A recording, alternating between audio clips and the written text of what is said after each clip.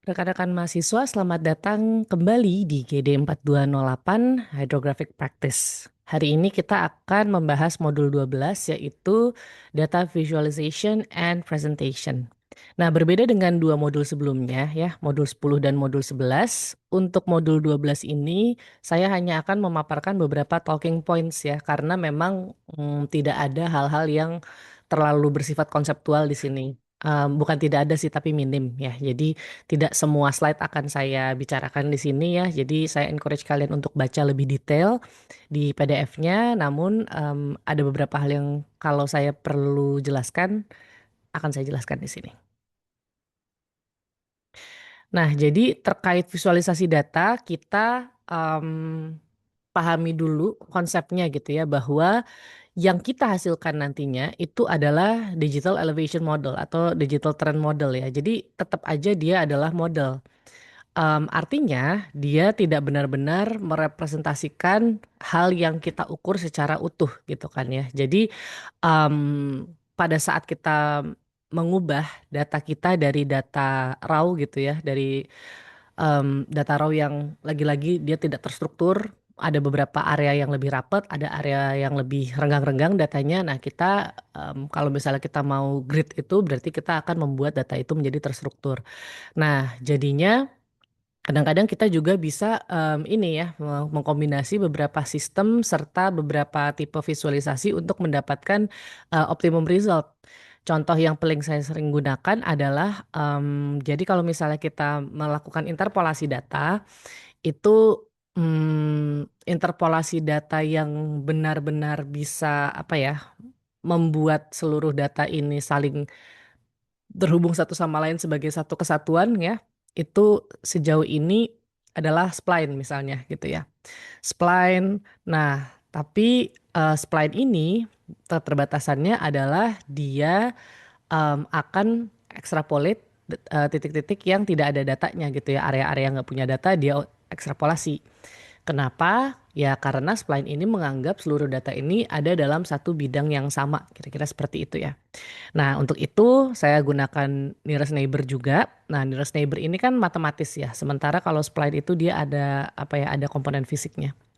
Nah, saya gunakan nearest neighbor untuk membatasi. Jadi contohnya di sebelah sini ini kan ada data bolong ya. Nah, itu kenapa? Karena memang di sini sebenarnya memang tidak ada datanya gitu kan.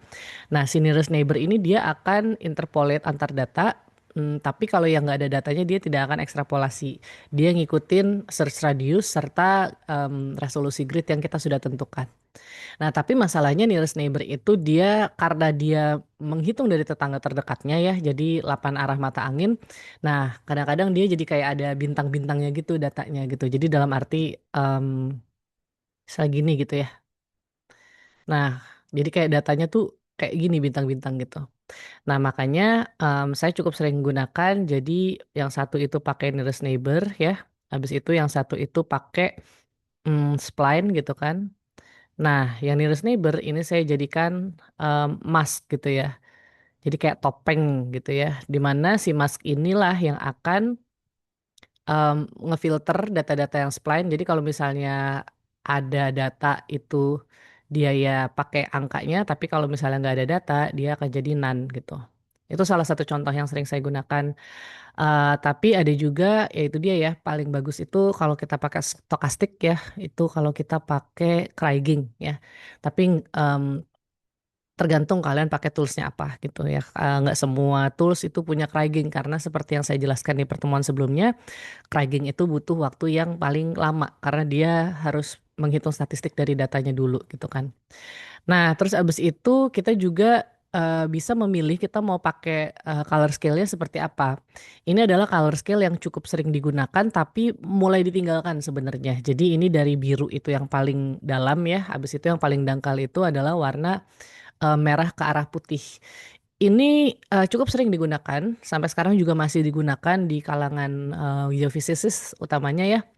Nah, namun kenapa mulai ditinggalkan? Karena color scheme seperti ini tidak color blind friendly gitu. Jadi orang-orang yang color blind dia tidak benar-benar bisa membedakan mana area yang dalam sama area yang dangkal gitu.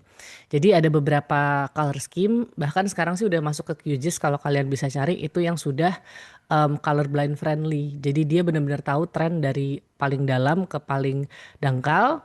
Tapi nggak mesti hitam putih banget gitu kan karena kalau hitam putih kan tetap aja kita memperhatikan estetika gitu kan ya. Nah, abis itu dia juga bisa dikasih iluminasi dalam arti ini kan saya kasih hill shade gitu ya. Jadi kelihatan ekstrim-ekstrimnya di sini kayak ada cerukan gitu ya, ada kayak channel, terus di sini ada kedalaman. Jadi kita bisa tahu kita punya perasaan di dalamnya itu seperti apa. Jadi bisa pseudo 3D. Kalau pseudo 3D itu tuh kayak dia sebenarnya tetap 2D tapi ada ya itu ya, ada si relief-reliefnya jadi kita bisa bilang pseudo 3D dengan pseudo color. Nah ini juga pseudo color kan nggak mungkin di bawah laut warnanya seperti ini gitu ya. Nah jadi kita bisa melihat oh dasar lautnya itu di sini ada tinggian, di sini ada kedalaman dan ini cukup ekstrim ya. Ini paling paling apa ya paling dangkalnya aja tuh 800 meter sementara di sini yang paling dalam tuh 3,6 itu berkali-kali lipat gitu kan. Nah, jadi tergantung ya, lagi-lagi tergantung usernya siapa, kita bisa buat model yang sedekat mungkin dengan kebutuhan yang diminta sama klien. Nah, ini juga yang tadi saya bilang bahwa tetap aja sebagus-bagusnya DEM kayak tadi kan udah clear banget ya ini wah high resolution sekali tapi dia tetap adalah sebuah model yang tidak benar-benar merepresentasikan dunia yang sebenarnya. Jadi kalau raw measurement bisa jadi dia titik-titiknya rapat-rapat sekali dan membentuk hampir mirip sekali dengan apa namanya real world-nya. Nah, tapi pada saat kita membuat grid itu kan kadang-kadang kita harus menggunakan resolusi yang lebih rendah dibanding sampling kita gitu kan. Dan yang perlu diingat adalah dia itu kalau misalnya dari apa ya titik-titiknya kita sampel seperti ini, nah itu tuh dia tidak akan benar-benar mengikuti bentuknya seperti ini, tapi dia akan kayak step gitu kan. Jadi dari satu angka ke angka lain ya, nah itu sifatnya step gitu. Makanya kalau kalian pakai katakan resolusi yang kasar gitu ya, terus habis itu kalian kasih iluminasi, nah kadang-kadang dia kelihatan gitu kan kotak-kotaknya ini. Nah itu kenapa ya? Karena memang antar grid itu kan dia tidak halus gitu ya ininya perpindahan angkanya. Itulah kenapa kalau di QGIS itu kita bisa ngeset tampilannya itu seperti apa mau pakai tampilan yang nearest neighbor aja kalau nearest neighbor ya udah dia akan kotak-kotak seperti ini atau dia bilinear jadi dia ngelihat ke atas ke bawah jadi kalau bilinear tuh dia akan kayak oh ini ngelihat kanan kirinya dia akan smoothing gitu ya nah habis itu ke arah atas bawahnya dia juga akan smoothing tapi cuma dua arah ada juga yang cubic nah kalau cubic dia kayak bikin smooth bener-bener ke seluruh arah gitu ya kira-kira. Kebayang nggak? Jadi kayak dia benar-benar membuat semua datanya smooth. Nah, tapi dia akan membuat seakan-akan datanya kayak agak-agak lebih blur gitu. Tapi dia lebih bagus. Nah, jadi itu dia gitu ya. Walaupun DEM ini dihasilkan dengan kualitas yang sama, masalah tampilan DEM ini juga mempengaruhi bagaimana kita persepsikan data kita. Nah, lalu pemilihan bin size ini kan juga kita bahas di pertemuan sebelumnya ya. Jadi kita mau pakai apakah berdasarkan kedalaman seperti di NOAA atau kita mau oh ternyata di kedalaman 0 sampai 20 meter nih kayaknya bin size-nya bisa nih lebih kecil dari 1 meter misalnya gitu ya. Atau oh bin size-nya harus digedein nih justru 1 meter malah jelek gitu. Nah, tentunya contohnya ini gitu ya. Jadi ini dari paper saya 2022 gitu ya. Nah, ini adalah barang yang jadi ada sebuah kayak ketinggian gitu ya di sebuah kedalaman. Nah, si ketinggian ini lalu apa ya? Saya kasih filter lah kira-kira kayak gitu. Nah, filter ini bisa benar-benar menangkap bentuk tinggiannya kalau dia pakai kualitas DEM yang sekecil mungkin gitulah ya. Di sini ada 6 detik saya bikinnya. Nah, tapi lebih kecil dari itu dia justru jelek gitu ya. Dan tapi kekurangannya kalau kita pakai 6 detik walaupun dia benar-benar melihat si tinggian ini hampir secara utuh, ininya tetap kelihatan gitu ya.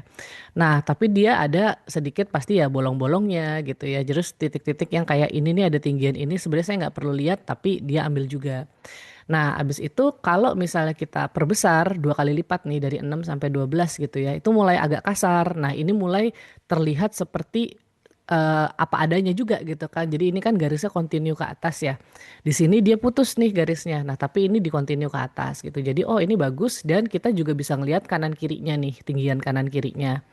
Makin kasar ya dia makin generalisir gitu. Jadi lagi-lagi belum tentu high resolution itu lebih baik gitu. Kadang-kadang tergantung dari objek yang mau kita lihat gitu ya. Di sini kita pakai high resolution, kita akan sangat melihat si area tengah ini, tapi tidak pedulikan sekitarnya. Tapi kalau kita naikin dikit, kita dapat yang tengah, dapat kanan kiri juga gitu ya. Jadi ya itu dia ya. Intinya gini, satu hal yang penting adalah tidak akan ada objek yang lebih kecil daripada bin size itu bakal kelihatan gitu. Jadi kalau misalnya kita lagi survei mintanya orde spesial gitu kan. Orde spesial itu kan ada tuh kelasnya ya. Paling kecil itu objek yang harus kelihatan itu berapa meter. Tapi orde spesial terus kita grid dalam 1 meter gitu. Nah, kalau dia objeknya itu ukurannya submeter dalam arti setengah meter kah gitu ya. Ya itu nggak akan kelihatan juga objeknya gitu kan. Nah, jadi cocokin juga bin size dengan ukuran objek yang mau kita tampilkan. Nah, lalu untuk feature detection gitu ya. Jadi kita perlu tahu juga untuk project tertentu, terus fitur apa yang perlu ditampilkan. Karena yang namanya peta itu kan tidak menampilkan seluruh objek yang ada di luar sana gitu ya, tapi objek-objek pilihan aja. Jadi contohnya ini ya, ini adalah untuk pipeline inspection gitu kan. Kita coba pengen tahu, oh pipanya apa kabar, apakah masih baik-baik saja. Ya udah berarti yang dipetakan pertama pasti pipanya, jadi surveinya akan ngikutin pipa. Kedua, ada nggak fitur-fitur atau anomali-anomali yang kira-kira membahayakan gitu kan ya. Nah, jadi semua encounter, semua anomali itu akan dicatat berdasarkan waktu temuannya. Nah, terus habis itu sistem-sistemnya juga kita perlu lihat. Misalnya kita pakai survei itu pakai single beam sama side scan ya. Nah, kalau side scan itu bisa juga single pass gitu ya. Jadi sekali jalan dapat side scan, dapat single beam.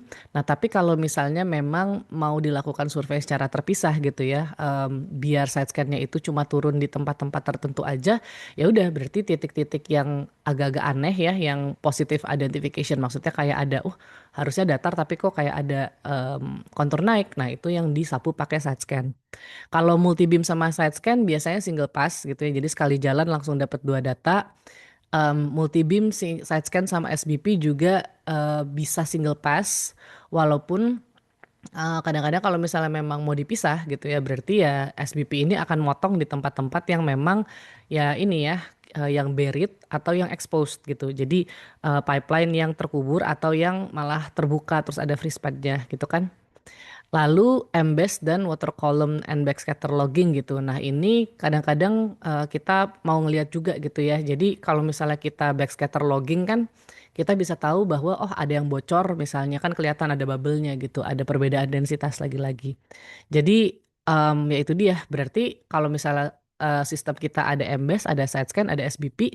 Nah objek-objek apa aja sih yang perlu ditampilkan di visualisasi kita. Oke, kita akan bahas nautical charts di segmen selanjutnya.